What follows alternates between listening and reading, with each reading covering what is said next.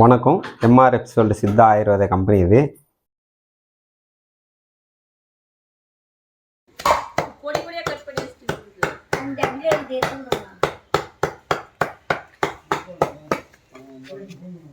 இப்போ என்ன பண்ணுறீங்க? இது சாரா?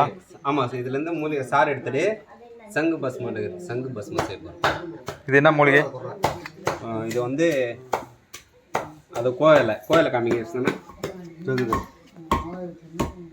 ஆகாய தாமரை. இது வந்து ஆகாய தாமரை. உங்களுக்கு பார்த்தீங்கன்னா ஆல்ரெடி அங்கே எடுக்கும்போது காமிச்சு பார்த்தீங்களா? என்ன அது? குளிர் தாமரை. ஓ, இதானா அது? பயன் இது என்ன குளிர்ச்சியாகிறது. எண்ணெயில் போட்டு காய்ச்சலாம். ஹேர் ஆயிலா இல்லை? ஹேர் ஆயில் யூஸ் பண்ணலாம்.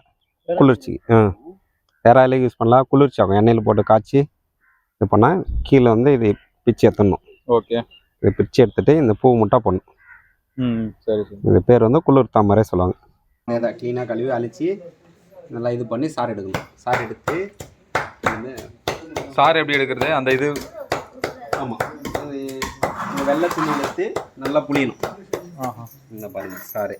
ஓ, இந்த சாறு எடுத்துக்கிறதா? இந்தமாரி சாறு எடுத்து அது சக்கை ஆயிடுச்சு, அவ்வளோதான். அவ்வளோ சக்கை வேஸ்ட்டாக இந்த சாறு மட்டும் தான் யூஸ் பண்ணுவோம். இதுவும் அதே மாதிரி சாறு எடுக்கணும், புளியணும். அதே மாதிரி சாறு எடுக்கணும். அது ரெண்டுத்தையும் எடுத்து நம்ம பஸ்மம் பண்ணுவோம். பஸ்மம், சங்கு பஸ்மம். அது ஒன்றா ப்ராசஸ் இருக்குது பெருசு. என்ன ப்ராசஸ்? சங்கு பஸ்மம் விட்டு